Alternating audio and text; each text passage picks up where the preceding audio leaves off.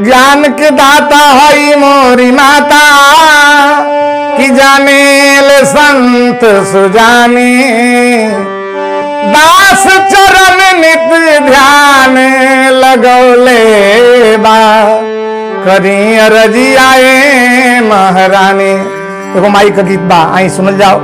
माई का नवरात्र चलता, माई का कई गो रूप बा। एगो माई का रूप बाटे, यही के गीत में चर्चा बा। अरे हमारी नागरिया मैया भरे लिख परिया हो चुनरिया लहरे ना।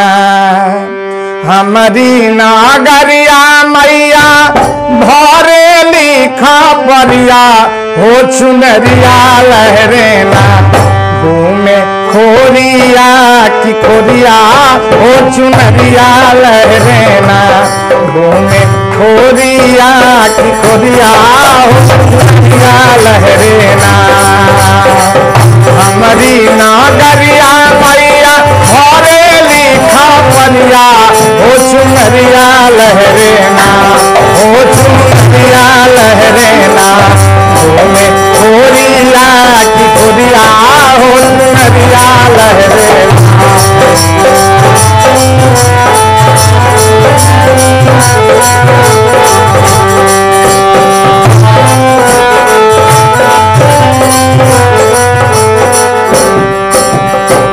लत छितारा के मैया भागेली त्रिशूलवा ओ की हाथे लिहलेना। लत छितारा के मैया भागेली त्रिशूलवा ओ की हाथे लिहलेना।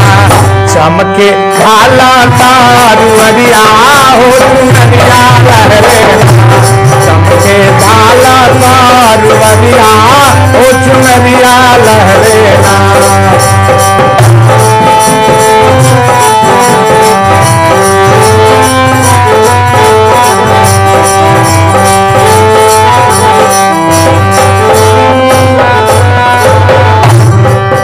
आगे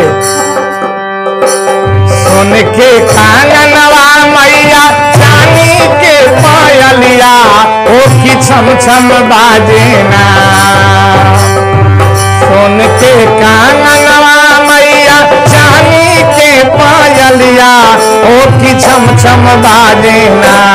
सगरे चलता डगरिया हो चुनरिया लहरेना। सगरे चलता डगरिया हो चुनरिया लहरेना।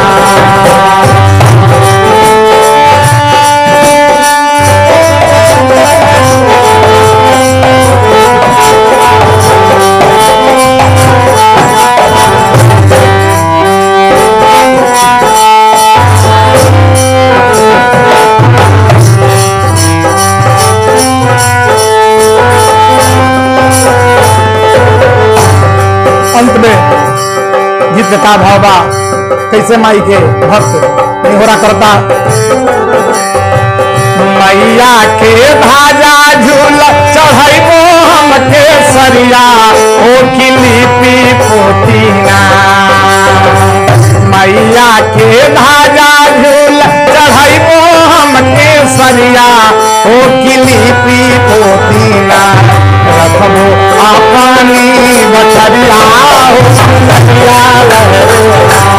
रखबो अपनी बछरिया हो चुनरिया लहरेना।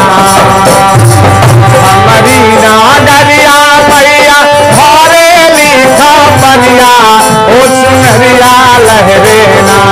हो चुनरिया लहरेना। घूमे खोरिया की खोरिया चुनरिया लहरेना। घूमे खोरिया की खोरिया हो चुनरिया लहरेना। हो चुनरिया